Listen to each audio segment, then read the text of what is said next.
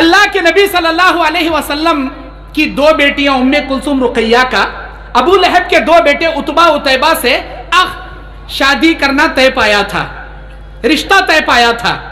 جب نبی نے نبوت کا اعلان کیا، ابو لہب اپنے دو بچوں سے کہتا ہے، میرے بچوں محمد کی دو بیٹیوں سے رشتہ کٹ کر دو جو تمہارے ساتھ عقد ہونا طے پایا ہے۔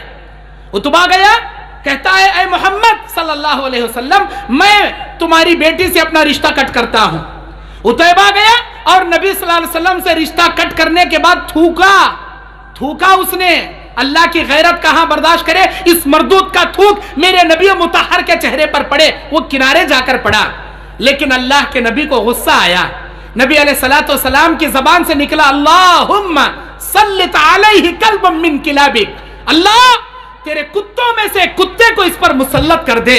اللہ اکبر۔ پھر کیا تھا؟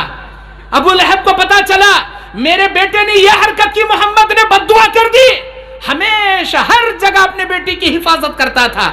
ارے جسے اللہ زمین کی صفحہ ہستی سے مٹانا چاہے، ساری کائنات مل کر اس کی حفاظت کرے تب بھی اس کی حفاظت نہیں ہو سکتی، کیونکہ وہ اللہ کی ذات اگر اس سے عبرت کا نشان بنانا چاہے، کون اس کی حفاظت کر سکتا ہے؟ میرے دینی اور اسلامی بھائیوں، ایک جنگل کو جاتے وقت جنگل کے کنارے پر پڑاؤ ڈالا گیا، عتیبہ کو بیچ میں سلایا گیا، آزو بازو سامان رکھ کر اس کے آزو بازو قافلے کو سلایا گیا۔ رات میں جنگل سے شیر آیا، چھلانگ لگا کر سیدھا عتیبہ کے چیتھڑے اڑا کر وہاں سے نکل گیا۔ میرے دینی اور اسلامی بھائیوں، اللہ کے نبی صلی اللہ علیہ وسلم جب کبھی بھی کسی کو بد دعا کے کلمات استعمال کیے ہیں، دنیا سے عبرت کا نمونہ اور نشان اللہ نے ان کو بنا دیا ہے۔ کبھی کسی پر ظلم نہ کرے، کبھی کسی کی دل کی بد دعا نہ لے۔ حضرت سعد ابن ابی وقاص کون ہے؟ یہ عشرہ مبشرہ صحابی، اللہ کے نبی صلی اللہ علیہ وسلم کے ساتھ ہر غزوے میں شریک رہنے والے۔ فتح مکہ کے دن 3 علم نبی نے دیے، اس میں سے سعد ابن ابی وقاص کو ایک علم دیا۔ سعد ابن ابی وقاص کو حضرت عمر بن خطاب کے دور خلافت میں ملک شام کا گورنر ان کو بنایا گیا، اور وہاں لوگوں نے شکایت کی کہ یہ صحیح نماز نہیں پڑھاتے۔ جب عمر بن خطاب نے ان کو بلا بھیجا تو پوچھا کہ بھئی آپ صحیح نماز نہیں پڑھاتے؟ تو سعد بن ابی وقاص نے کہا میں ان کو نبی کی نماز پڑھاتا ہوں، اور کیسی نماز پڑھاؤں؟ مجھے یہی امید تھی، تم نے صحیح کہا۔ پھر تحقیق کے لیے عمر بن خطاب نے ایک آدمی کو روانہ کیا، تو سارے لوگ ان کے بارے میں اچھا تصور دیے، لیکن ایک شخص اسامہ بن قتادہ ان کے بارے میں کہتا ہے کہ یہ لوگوں میں مال صحیح تقسیم نہیں کرتے، لوگوں میں انصاف نہیں کرتے، ڈھنگ سے نماز نہیں پڑھاتے، جنگوں میں شریک نہیں ہوتے۔ جب سعد بن ابی وقاص کو پتا چلا تو انہوں نے بد دعا کی، یا اللہ اگر یہ شخص ریاکاری کے لیے، دکھاوے کے لیے لوگوں کے سامنے کھڑا ہے تو یا اللہ میں بد دعا کرتا ہوں، اسے لمبی عمر عطا فرما، اسے زمین کے فتنوں میں ملوث کر دے، اور اسے زمین میں ٹھوکریں دلا کر اس کا قتل کرا دے۔ اللہ اکبر۔ سعد بن ابی وقاص کی بد دعا اسے لگ گئی، بہت لمبی عمر جیا، وہ لڑکیوں کو چھیڑتا تھا، لڑکیاں جوتیاں لے کے مارتے تھے، اور وہ کہتا تھا مجھے سعد کی بد دعا لگ گئی۔ بخاری کا اور ایک واقعہ ہے سعید بن زید رضی اللہ تعالیٰ عنہ کا۔ مدینے میں مروان بن حکم کے پاس ایک عروہ نامی عورت، عروہ بن ثابت نامی عورت مقدمہ دائر کرتی ہے کہ سعید بن زید نے میرے زمین پر قبضہ جما لیا ہے۔ سعید بن زید کو بلایا گیا۔ سعید بن زید کہتے ہیں میں نے اللہ کے نبی کے زبان سے یہ حدیث سنی ہے، من اخذ شبرا من الارض ظلما یطوقه فی عنقه من 7 ارضین یوم القیامہ، جو آدمی کسی کی زمین پر ایک بالشت زمین بھی ناحق قبضہ جما لے گا، اللہ 7 زمینوں کا توق بنا کر اس کے گلے میں ڈال دے گا۔ بھلا یہ حدیث میں نے نبی کے زبان سے اپنے کانوں سے سنا ہے، میں عروہ کی زمین کو اپنی زمین کیوں کہوں گا؟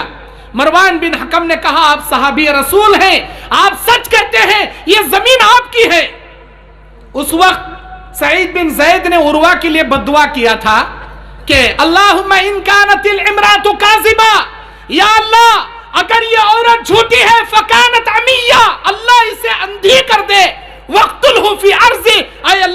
زمین میں اسے ٹھوکریں مار کر قتل کرا دے۔ عروہ اندھی ہو گئی اور گڑھوں میں گرتی تھی، لوگوں کو بولتی تھی مجھے سعید کی بددعا لگ گئی۔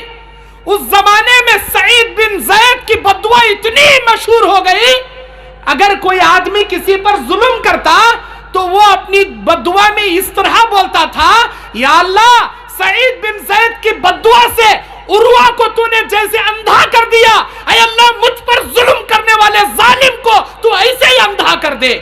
لوگ سعید بن زید کی بددعا کو اپنی بددعا میں تمثیل دیا کرتے تھے۔ میرے بھائیوں، بتانے کا مقصد یہ ہے کسی پر ظلم نہ کریں۔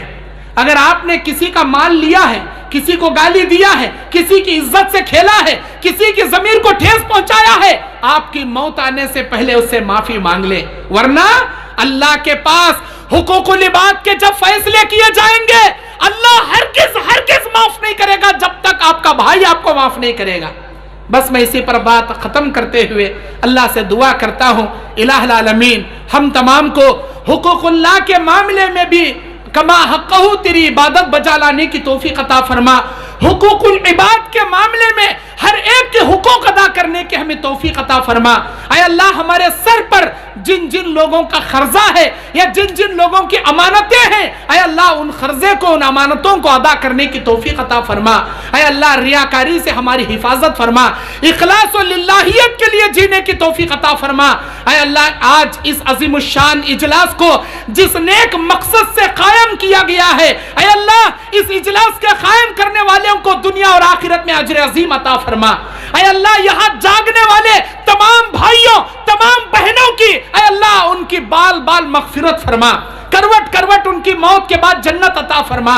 اے اللہ اس نیما کلا کے جامعہ نور الہدی سلفیہ اور کلیہ ختیجۃ الکبری خدیجہ بنت خویلد للبنات کو اے اللہ دن دگنی رات چگنی ترقی عطا فرما۔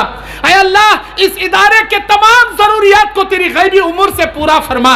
اے اللہ جن جن بھائیوں نے آج دیا ہے اور جو بھائی بہنیں کل دے رہے ہیں، اے اللہ ان کے عطیات صدقات خیرات زکات کو تو شرف قبولیت عطا فرما۔ اے اللہ ان کو اجر عظیم عطا فرما۔ اے اللہ ہمارے یہاں حاضر ہونے کو قبول فرما لے، ریاکاری تکبری سے ہمیں بچا لے۔ اے اللہ ہر کسی کے ساتھ رحم دلی سے عاجز و انکساری سے اخلاق حسنہ سے پیش آنے کی توفیق عطا فرما، ظلم و زیادتی سے ہماری حفاظت فرما، آمین۔ وآخر دعوانا ان الحمد للہ رب العالمین۔ السلام علیکم ورحمۃ اللہ وبرکاتہ۔